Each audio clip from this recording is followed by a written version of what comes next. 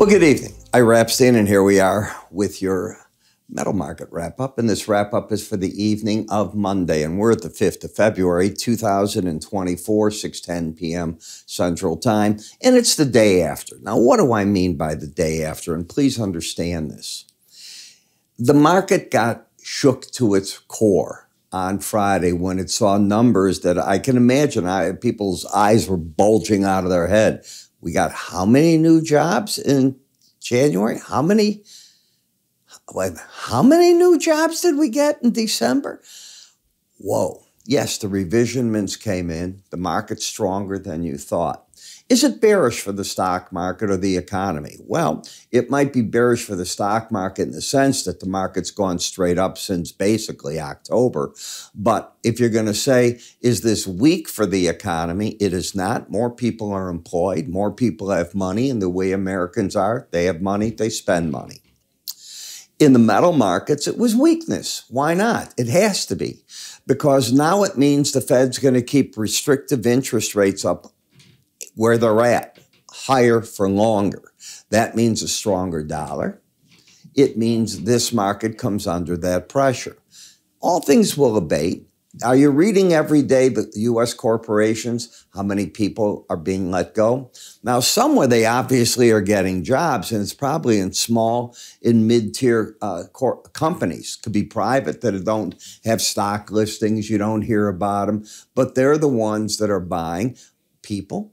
You heard me, buying people because they're getting great people and let go at these big corporations that they'd never be able to get otherwise, and they're able to bring them into these companies and make them even better. Nothing wrong with the people. It's just there's too many people in some of these corporations that want to keep what? Their earnings going, because the name of the game for them is giving you a dividend and driving up the stock price. And you do that by innovation, better productivity, costs down, obviously, and that's what goes on. And those people can fall into the arms of smaller companies. As we take a look at gold, it still hasn't even come back to the 18-week moving average of closes. Frankly, it hasn't done it since the fall. I can make an argument that it's about to do that. I don't have a problem with that. I can see the action here isn't friendly. The market's got a pattern of a higher high and a lower low. It's trying to fight a battle between the 18-day average, which it gave up today finally. This is today. Finally gave it up. Didn't even do that on Friday. And that puts into play the possibility of getting to the 200-day average and the 100 along with the Bollinger Band. So there's a lot of support under the market right there. Obviously, what traders are looking for is a reason to give the Fed to start backing off on interest rates. And at that point, the gold market probably finds better footing. But for the time being, be it the U.S. attacking Iraq, Syria, Yemen, doesn't do anything. Ukraine doesn't do anything. The bills that are in front of us for budgets that don't get resolved doesn't seem to do anything. That's not making the gold go up. So the headwinds are too strong, I think, temporarily in the higher interest rate and the strong dollar to make that market a go. Momentum down, no trend, but I can make an argument for the support to be challenged.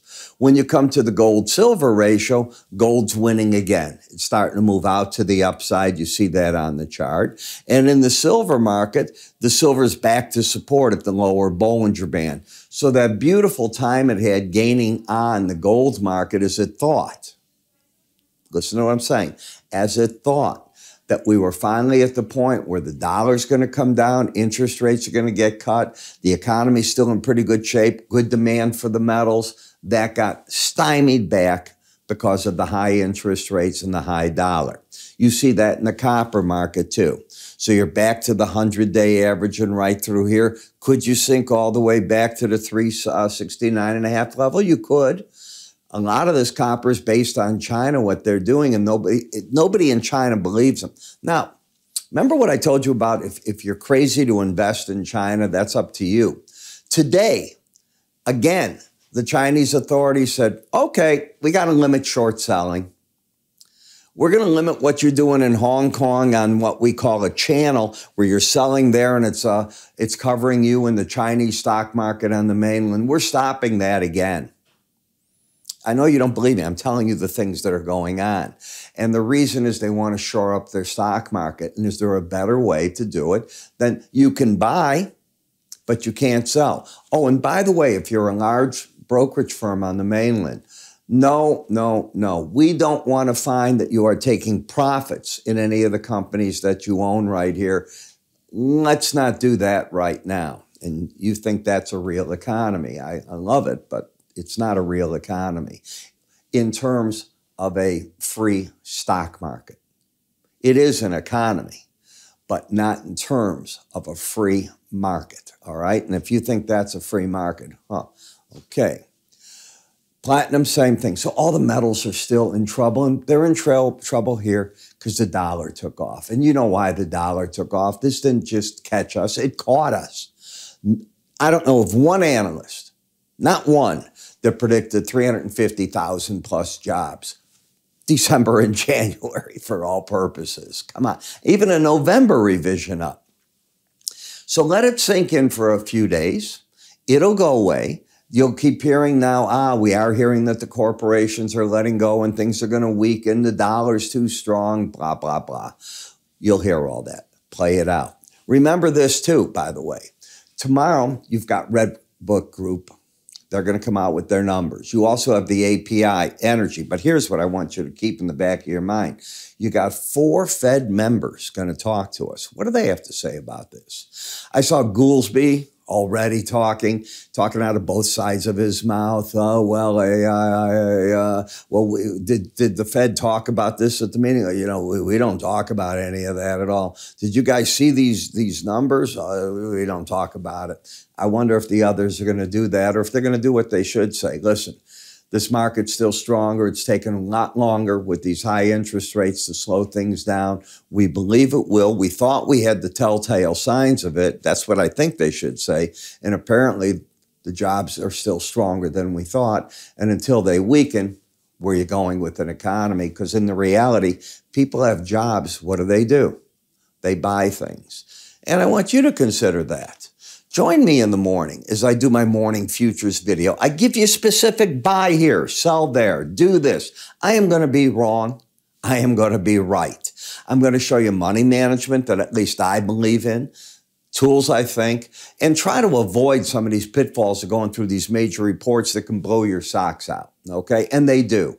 They can just blow your socks out because it's like standing on a train track as it's coming down on a silver bullet train. You can't jump fast enough. You just didn't see these things happen. But our charts will look like this. We have 5 indicators we work with. I teach you how to work with them. And the idea here is you have your own trade idea, ideally, and I give you the confidence to follow it. And that is what I think trading is all about. So how do you get to this? You go to iraepstein.com.